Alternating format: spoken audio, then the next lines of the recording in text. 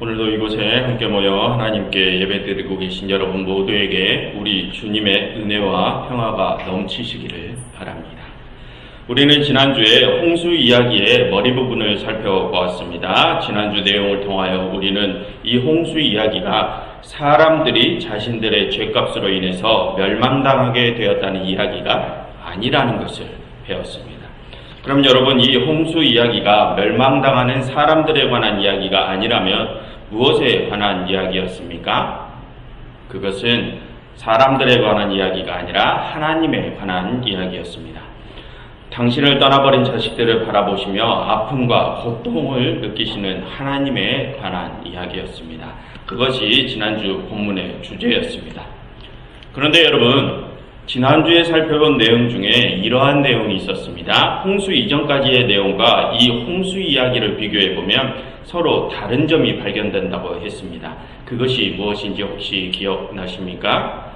홍수 이전까지 3장 1절부터 6장 4절까지의 내용에서는 하나님께서 죄인들을 계속해서 살피시는 모습이 나오는데, 이제 홍수 이야기에 들어와서는 하나님께서 죄인들을 살피시지 않으시고 죄인들을 모두 멸망시키는 모습이 보여진다고 했습니다. 그래서 이제는 희망이 보이지 않는다고 했습니다. 기억이 나십니까? 그렇습니다. 홍수 이전에는 아담과 하와가 죄를 지어도 하나님께서는 그들에게 가죽옷을 입히셨고, 가인이 죄를 지어도 그에게 표를 주시어 그의 안전을 보장해 주셨습니다. 그처럼 하나님께서는 죄인들임에도 불구하고 계속해서 그들을 돌보시는 모습이 보였습니다.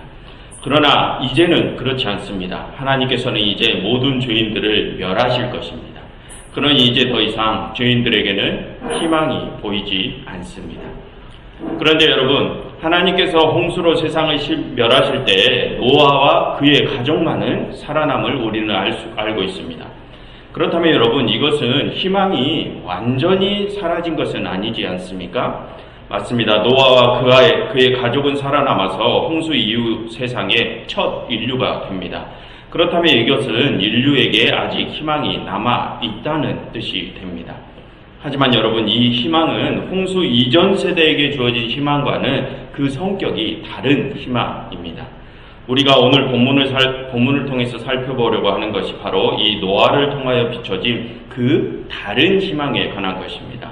오늘 우리는 이 노아를 통하여 비추어진 희망이 홍수 이전 세대에게 주어진 희망과 무엇이 다른지, 그리고 그 다른 희망은 왜 주어지게 되는지에 관해서 살펴보려고 합니다. 그럼 이제부터 본문을 함께 살펴보시면서 그것을 알아보도록 하겠습니다. 먼저 8절을 보시겠습니다. 그러나 노아는 여호와께 은혜를 입었더라.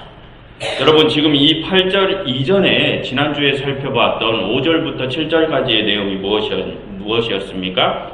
하나님께서 사람들의 죄악된 모습을 보시고 세상을 멸하시겠다는 내용이었습니다. 그리고 이 8절에서 그러나 노아는 여호와께 은혜를 입었더라 라고 나옵니다. 그러면 뭔가 이제 곧 일어날 홍수 심판에서 이 노아라는 사람이 제외될 것 같은 느낌이 들지 않습니까?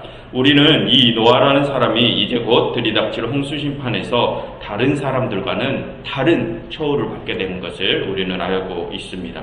그러면 여러분, 이 노아는 왜 하나님의 은혜를 입어서 다른 사람들과는 다른 처우를 받게 될까요? 이제 그것을 자세히 알아보도록 하겠습니다. 여러분, 18절을 보시면 하나님께서 이 노아와 언약을 세우실 것이라는 말씀을 하십니다. 여러분, 여기서 언약이라는 것은 다른 말로 하면 계약을 맺으신다는 것으로도 표현을 할 수 있습니다. 그런데 그 계약은 지금 당장 맺는 것이 아니라 앞으로 맺으실 계약이라는 것입니다. 미래형으로 쓰여 있습니다. 여러분, 잠시 9장을 보시면, 화면을 보시면 됩니다. 잠시 9장을 보시면 그 소제목에 뭐라고 나와 있습니까? 하나님이 노아와 언약을 세우시다, 이렇게 기록되어 있습니다. 여러분, 이 9장의 내용은 홍수가 끝난 이후의 내용입니다. 즉, 하나님께서 오늘 본문 6장에서 말씀하시는 언약이란 지금 바로 계약을 맺을 것이 아니라 앞으로 홍수가 끝난 후에 노아와 맺으실 계약이라는 것입니다.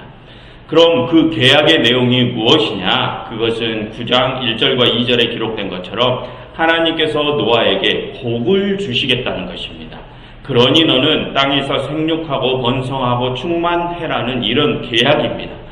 그런데 여러분, 우리는 홍수 이후에 하나님과 사람 사이에 맺어질 이 계약이라는 것이 이전에도 이미 한 번 있었던 것을 우리는 기억하고 있습니다. 화면을 보시면 앞으로 9장에서 하나님이 노아와 맺을 계약이 지난 1장에서도 똑같이 나왔음을 알 수 있습니다. 그것도 문자 하나 다르지 않고 완전히 똑같은 계약이었죠. 그럼 여러분, 1장에서의 그 계약은 하나님이 누구와 맺으신 계약입니까? 하나님께서 아담을 창조하시고 아담과 맺으신 계약입니다. 그 하나님과 맺으신 그 계약은 첫 창조 세계의 첫 계약이었습니다. 그럼 여러분, 이제 곧 홍수 뒤에 하나님께서 노아와 맺으실 새로운 계약은 하나님과 사람 간에 맺어진 몇 번째 계약입니까? 두 번째 계약입니까? 여러분, 그렇지 않습니다. 여러분, 이제 곧 하나님께서 노아와 맺으실 이 계약 역시 첫 번째 계약입니다. 여러분, 이게 무슨 말일까요? 여러분, 이전에 하나님과 아담이 맺은 계약은 어떤 세상에서 맺어진 계약입니까? 하나님께서 창조하신 첫 번째 세상에서 맺어진 계약입니다. 그런데 여러분, 그 계약은 결국에 어떻게 되었습니까? 사람들에 의해서 파기되었습니다. 하나님과 사람 사이의 첫 번째 계약은 더 이상 유효하지 않은 계약이라는 것입니다. 그리고 그 첫 세상도 이제 곧 전멸하게 될 것입니다. 그럼 여러분, 하나님께서 이제 노아와 맺으신 계약은 어떤 세상에 맺어질 계약입니까? 홍수 이전의 세상에서 맺어지는 계약입니까? 홍수 이후에 맺어지는 계약입니까? 홍수 이후에 맺어지는 계약입니다. 그럼 여러분, 홍수 이전의 세상과 홍수 이후의 세상은 서로 연결되는 세상일까요? 아니면 서로 단절되어 있는 세상일까요? 이것을 우리가 앞으로 이 홍수 이야기를 살펴보면서 계속 알아가 볼 텐데요. 먼저 그 답을 먼저 알려드리겠습니다. 홍수 이전의 세상과 홍수 이후의 세상은 단절된 세상입니다. 홍수 이전의 세상은 죄로 물든 세상이고, 죄로 물든 세상은 홍수로 인하여 완전히 멸하게 됩니다. 그것은 곧 이전에 죄로 물든 세상은 완전히 사라진다는 뜻입니다. 그리고 옛 세상과 단절된 새로운 세상이 열리게 되죠. 즉, 홍수를 기점으로 그 이전과 이후는 서로 단절된 완전히 다른 세상이라는 것이 이 이야기에서 말하려는 것입니다. 그럼 다시 아까 이야기했던 걸로 돌아와서, 그럼 여러분, 홍수 이후에 하나님께서 노아와 맺으시려는 계약은 어떤 세상에서의 계약이라고요? 또 다른 새로운 세상에서의 계약입니다.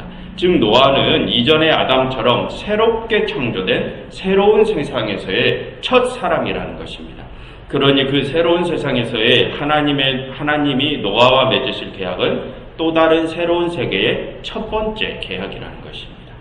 그래서 여러분, 방금 전에 살펴보았듯이 1장에서 하나님과 아담이 맺으신 계약과 홍수 이후에 9장에서 하나님과 노아가 맺으실 계약의 내용이 완전히 똑같은 것입니다. 하나님께서는 새로운 세상의 첫 사람과 첫 계약을 맺으시는 것입니다. 이것은 나중에 살펴볼 것이지만 우선 공부를 위해서 미리 말씀을 드린 것입니다. 이것을 기억해 두시고 계십시오. 아무튼 여러분, 이 홍수 이야기에서 노아라는 사람은 홍수 이전의 죄인들과는 다르게 완전히 새로운 가능성을 가진 유일한 자, 새 창조로 들어가는 유일한 자로 소개되고 있습니다. 그렇다면 여러분, 도대체 이 노아가 어떤 자이기 때문에 하나님께서는 이 노아에게 새로운 가능성을 주시고 새 창조의 세계로 들어가게 하실까요? 그것은 구절을 보시겠습니다. 노아는 의인이요 당대의 완전한 자라. 그는 하나님과 동행하였다라고 합니다. 여러분, 하나님께서 노아에게 새로운 가능성을 주시고 새 창조의 세계로 들어가게 하신 이유가 무엇이라고요? 그가 의인이기 때문입니다. 그래서 노아는 다른 죄인들과 함께 홍수로 죽임을 당하지 않는 것입니다. 여러분, 이처럼 성경에는 의인은 죽임을 당하지 않는다라는 개념이 있습니다. 그래서 이전에도 우리는 의인이 죽지 않는 상황을 이미 한번 발견한 적이 있지 않습니까? 우리는 지난 5장 24절에서 에녹이 죽지 않고 하늘로 올라갔음을 이미 접했습니다. 그럼 그 에녹은 왜 죽지 않고 하늘로 올라갔습니까? 그가 하나님과 동행한 자였기 때문입니다. 즉 에녹도 역시 의인이었다는 것입니다. 미리 노아의 홍수에 대한 이야기를 여기서 에녹이 암시를 해주는 거죠. 그런데 그 에녹의 시대에 다른 모든 사람들은 어떻게 됩니까? 이제 홍수를 맞아 다 죽임을 맞이하게 됩니다. 그리고 아직 하늘로 올라가지 않은 또 다른 의인 노아만 살아남아서 모든 죄인이 죽임을 당하게 되는 홍수 심판에서 오직 유일하게 살아남습니다. 왜 그렇습니까? 그도 역시 의인이기 때문입니다. 여러분, 성경은 그 전체적인 내용에서 이렇게 의인은 죽지 않는다라고 말을 하고 있습니다. 그것이 창조의 질서라고 말을 하고 있습니다. 죄를 짓기 때문에 죽는다는 것이 성경이 말하는 창조 세계의 규칙입니다. 그런데 여러분, 실제로 우리의 모습을 보면 우리 모두는 다 죄인이지 않습니까? 그러니 우리 모두는 다 죽습니다. 성경에서도 죽지 않고 하늘로 올라간 자는 단 2명밖에 없다고 기록될 정도로 우리가 의로울 수 있어서 구원받게 될 가능성은 거의 0에 가깝습니다. 그런데 성경은 또 죄인인 우리 역시 죽임을 당하지 않고 영원한 생명을 얻게 될 것이라고도 말을 하지 않습니까? 그럼 여러분, 방금 전에 우리가 죽임을 당하지 않을 조건이 무엇이라고 했습니까? 우리가 의인이어야만 죽임을 당하지 않는다고 했습니다. 우리가 영원히 죽지 않으려면 의로움이 필요하다는 것입니다. 그런데 우리는 크거나 작거나 매일 죄를 짓는 자들입니다. 그럼 어떻게 죄인인 우리가 영원히 죽지 않을 수 있다는 것입니까? 그래서 예수님께서 우리의 죄를 대신 짊어지시고 죽으심으로 우리에게 당신의 의로움을 전해주신 것입니다. 우리를 영원히 살게 하시려고 당신의 의로움을 우리에게 주셨다는 것입니다. 그러니 지금 우리의 이 죄의 몸이 죄의 세상에서 죽으면 영원히 죽지 않는 새로운 몸으로 죄와 단절된 세상에서 부활한다는 것입니다. 우리의 의로움이 아니라 그리스도의 의로움으로 말입니다. 이렇게 성경은 구약에서부터 신약에 이르기까지 그 신학적인 내용이 하나로 다 연결이 되어 있습니다.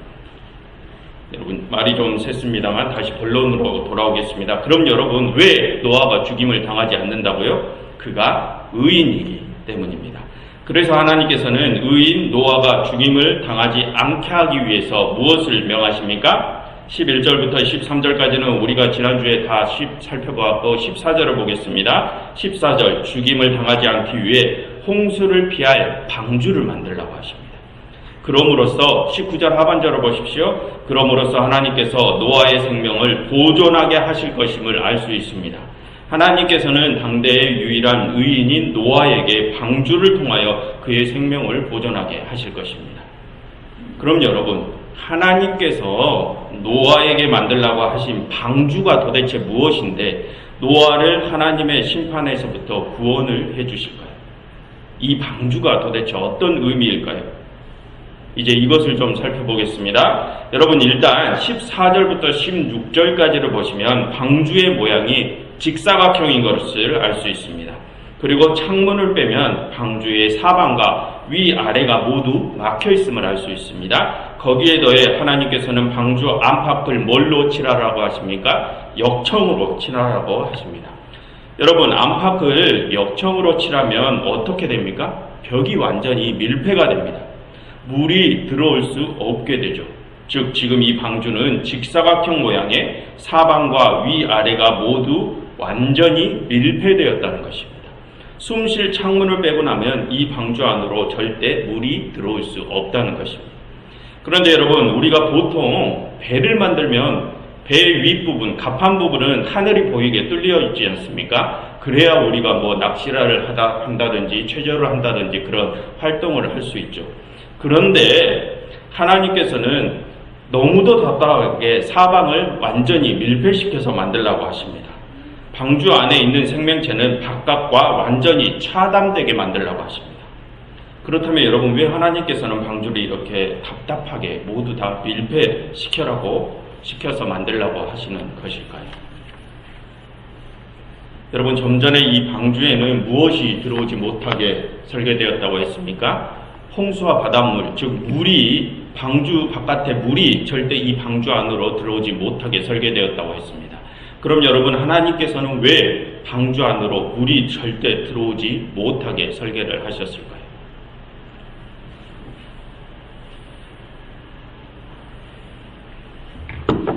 있습니다. 여러분 이전에 1장에서 한번 말씀을 드렸었는데 여러분 고대에는 이 물이라는 것이 죄악과 연결되어 있다고 생각을 했었다고 말씀을 드린 적이 있습니다.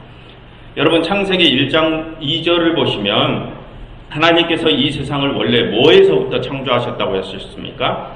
혼돈과 공허와 흑암과 같은 깊음 그리고 수면 즉 물이 이미 있었던 상태에서 이 세상을 창조하셨다고 하셨습니다. 그럼 그것이 어떤 의미라고 했습니까? 어지러운 상태의 세상에서 질서 있는 세상을 창조하셨다는 의미라고 했습니다. 그것은 곧 악의 상태에서 선의 세상을 창조하셨다는 것이라고 말씀을 드렸었습니다. 즉 고대 사람들은 혼돈과 어둠과 물 이런 것들이 죄악과 연결이 되었다고 생각을 했었다는 것입니다. 그리고 여러분 이전에 고대 에누마 엘리시라는 창조설화에 관해서 말씀을 드린 적이 있습니다. 그 창조설화를 보면 압수라는 민물을 담당하는 신과 티아마트라는 바다를 담당하는 여신 이렇게 물을 관장하는 신들이 나오는데 그 물을 관장하는 신들이 굉장한 악역으로 소개된다고 말씀을 드린 적이 있습니다. 그처럼 고대 사람들은 물이라는 것이 원래 큰 악과 연결이 되어 있다고 생각을 했었습니다. 왜냐하면 여러분 인류의 문명이 주로 어디에서 발생을 합니까? 인더스 문명, 황하 문명, 메소포타미아 문명 등등 그런 큰 강들 주위에서 주요한 큰 문명들이 발생을 합니다. 물 옆에서 큰 도시와 큰 나라들이 발생한다는 것입니다. 그리고 그렇게 물 옆에 있는 도시와 나라들이 경제력과 군사력을 빠르게 키워나가죠. 결국에는 그렇게 군사력과 경제력을 빠르게 키워나가는 나라들이 주변의 작은 도시와 나라들을 집어삼키는 악독한 강대국들이 된다는 것입니다. 그래서 고대 사람들은 물과 악을 연결해서 생각을 했다는 것입니다. 그러한 사상을 지녔던 시대에 성경이 쓰였으니까 당연히 성경에 표현되는 물이라는 것 또한 죄악과 연관이 되어 있는 것처럼 표현이 된다는 것입니다. 그래서 요한계시록에는 새 나라와 새 땅에는 바다가 없다라고 표현을 하지 않습니까? 그처럼 성경에서도 물을 죄악과 연결시키는 사상이 들어있다는 것입니다. 여러분 그렇다고 오해하지는 마십시오. 실제로 이 물이 죄악과 연결되었다는 그런 것이 아닙니다. 당시의 시대상이 그랬으니까 그 시대상 속에서 쓰여진 성경이기 때문에 그 속의 이야기들 역시 그 영향을 받았다는 것입니다. 여러분 그래서 성경에 소개되는 여러 가지 이야기들은 그 이야기 자체가 중요한 것이 아니라고 했습니다. 그 이야기들 속에 있는 그 본질적인 의미를 우리가 캐내야 된다고 했습니다. 그러니 여러분 오해 없으시기를 바랍니다. 아무튼 다시 본문으로 들어와서 그래서 하나님께서 물로 심판을 하신다고 표현을 하는 것입니다. 사람들의 죄악 때문에 온 세상이 죄악으로 물들어 버렸으니 이제 하나님께서는 그 죄악과 연결된 물로 심판을 하시는 것입니다. 너희들이 죄를 원해서 죄를 지었으니까 너희들이 원하는 그 죄로 심판을 하겠다 이런 의미입니다. 그런데 이제 노아는 홍수 심판이 되면 어디로 들어갑니까? 방주로 들어갑니다. 그런데 방주는 무엇과 완벽히 차단되었다고 했습니까? 심판의 도구인 방주 밖의 모든 물로서부터 차단이 됐습니다. 그럼 이게 무슨 뜻입니까? 심판의 도구인 물이 단 한 방울도 노아의 일행에게 튀지 않는다는 것입니다. 즉 죄악과 연결된 물이 방주 안의 세계에는 절대로 영향을 미칠 수 없다는 것입니다. 방주 안의 세계에는 죄가 영향을 미칠 수 없다는 것입니다. 여러분 홍수 심판을 받게 될 방주 바깥의 세상은 어떤 세상입니까? 바깥의 세상은 죄로 물들어버린 세상이죠. 그럼 방주 안의 세상은 어떤 세상입니까? 죄로 물들어버린 바깥의 세상과는 완전히 차단된 새로운 세상이라는 것입니다. 그 새로운 세상이 이제 이 방주 안에서부터 시작된다는 것입니다. 그렇다면 여러분 그 새로운 세상에는 유일하게 누가 들어갑니까? 노아가 들어갑니다. 왜요? 그가 유일한 의인이기 때문입니다. 그런데 여러분 여기서 우리가 생각을 해볼 것이 있는데요. 도대체 무엇이 의인이라는 것입니까? 도대체 노아가 어쨌길래 하나님은 노아를 의인이라고 인정을 하십니까? 그것이 오늘의 본문의 핵심입니다. 그럼 이제 그 핵심 부분을 살펴보도록 하겠습니다. 오늘의 본문 중에 나머지 부분은 우리가 이미 다 알고 있는 내용입니다. 17절 보십시오. 하나님께서 이제 모두를 멸하시겠다고 하십니다. 18절 아까 살펴보았듯이 하나님께서 앞으로 노아와 언약을 맺으실 것이라는 내용입니다. 그리고 19절부터 21절은 하나님께서 노아에게 방주에 함께 들어갈 생명체들과 물건들을 명령, 말씀, 설명해 주시는 장면입니다. 그리고 오늘의 핵심인 마지막 22절을 보겠습니다. 노아가 그와 같이 하여 하나님이 자기에게 명하신 대로 다 준행하였더라 라고 합니다. 그리고 여러분 7장 5절도 보십시오. 화면을 보시면 됩니다. 7장 5절을 보시면 여러분 지난주에 이 7장은 지금 6장과는 다른 집단에서 전승되던 홍수 이야기라고 했습니다. 그래서 똑같은 내용이 중복되어 있다고 했습니다. 기억나시죠? 그 중복된 이야기 중에 7장 5절을 보시면 노아가 여호와께서 자기에게 명하신 대로 다 준행하였더라 라고 기록이 되어 있습니다. 6장과 똑같습니다. 그렇다면 여러분 하나님께서 왜 노아를 의인이라고 인정하시는지 그 느낌이 오십니까? 여러분 뭐가 의인이라는 말입니까? 하나님의 말씀대로 준행하는 자가 의인이라는 것입니다. 즉 하나님의 뜻대로 행하는 자가 의인이라는 것입니다. 그러면 여러분 누가 죄가 없는 새로운 세상으로 들어간다고요? 의인, 즉 하나님의 뜻대로 행하는 자가 죄가 없는 새로운 세상에 들어간다는 것입니다. 여러분 예수님께서도 똑같이 가르치시지 않습니까? 예수님의 가르침이 무엇입니까? 예수님께서는 누가 구원을 얻는다고 하십니까? 믿는 자가 구원을 얻는다고 하십니다. 그럼 그 믿음이 무엇이라고 말씀하십니까? 화면을 보십시오. 마태복음 7장 21절 하나님의 뜻대로 행하는 것이 믿음이라고 합니다. 그것이 구원의 길이라고 예수님께서 말씀을 하셨습니다. 예수님께서 말씀하신 그것이 바로 오늘 본문이 말하려는 것과 똑같은 것입니다. 여러분 이전의 내용에서는 사람들이 다 누구의 뜻대로 행했습니까? 아담과 가인과 라멕의 아들들, 라멕과 하나님의 아들들의 모습들을 한번 떠올려 보십시오. 모두 다 자신들의 뜻대로 행했습니다. 하나님의 뜻을 거부하고 이제는 사람들이 머리가 커져서 자신들의 뜻대로 살고 싶어졌다고 했습니다. 그래서 사람들은 죄악을 선택했습니다. 그래서 그들은 결국 다른 피조 세계까지 죄로 물들이고 그로 인해 온 세상이 죽음으로 내몰리게 되었습니다. 여러분, 이 성경이 말하는 것은 너무나도 간단합니다. 하나님의 뜻, 선을 행하는 자는 생명으로, 자신의 뜻, 악을 행하는 자는 죽음으로 들어간다는 것입니다. 이것을 말하는 것입니다. 성경에서는 다른 것을 전혀 말하는 것이 아닙니다. 피조물들이 자신들의 피조성을 인정하고 창조주의 뜻대로 살아가면 영원한 생명으로 들어간다는 것이 이 성경 전체가 말하는 것입니다. 여러분 여기서 피조성을 인정한다는 것은 내가 만들어진 존재라는 것을 인정한다는 것입니다. 즉 내가 세상의 주인이 아니라 종의 입장이라는 것을 인정한다는 것입니다. 그러니 나의 자존심을 버리고 내 뜻이 아니라 창조주의 뜻대로 행해야 함을 깨달아야 한다는 것입니다. 만약 그렇게 나의 피조성을 인정하고 창조주의 뜻대로 살아가면 영원한 생명으로 들어간다는 것입니다. 그런데 우리 사람들은 나의 피조성을 인정을 합니까? 대부분 그렇지 않죠. 내가 주인이 되고 싶어 합니다. 여러분, 이 홍수 이야기에는 살아있는 생명체 중에 노아의 가족들 말고 또 방주로 들어가는 생명체들이 있지 않습니까? 그 생명체들이 누구입니까? 각종 동물들입니다. 그럼 그 동물들은 왜 방주로 들어가서 구원을 얻을 수 있다고 말을 합니까? 여러분 7장 9절을 보십시오. 뭐라고 합니까? 하나님이 노아에게 명하신 대로 암수 둘씩 노아에게 나와봐. 그들 스스로 나와왔다는 것입니다. 방주로 들어갔다고 합니다. 동물들이 방주로 그들 스스로 들어갔다고 합니다.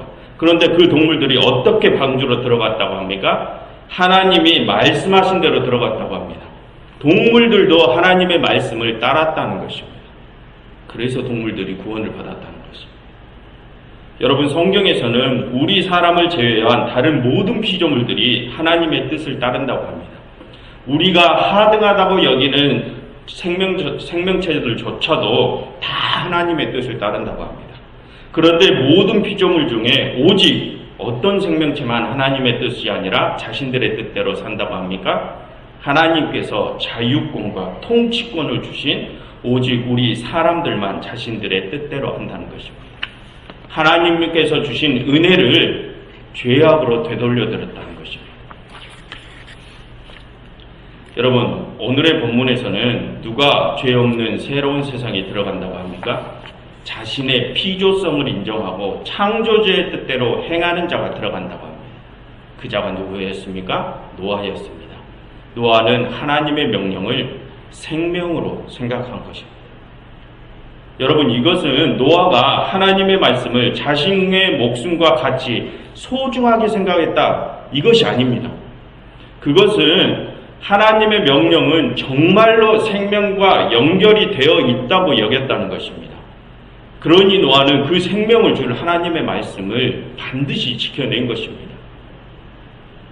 여러분, 지금 우리는 이 홍수 이야기에 나오는 노아처럼 하나님의 말씀을 정말로 생명으로 여기고 있습니까? 하나님의 말씀을 따르지 않으면 내가 정말로 죽는다는 것을 우리는 인지하고 있습니까? 여러분, 하나님의 말씀을 우리는 정말로 생명으로 여기고 준행하고 있습니까? 여러분, 의인은 생각만을 가지고 있는 자가 아니라 준행하는 자입니다.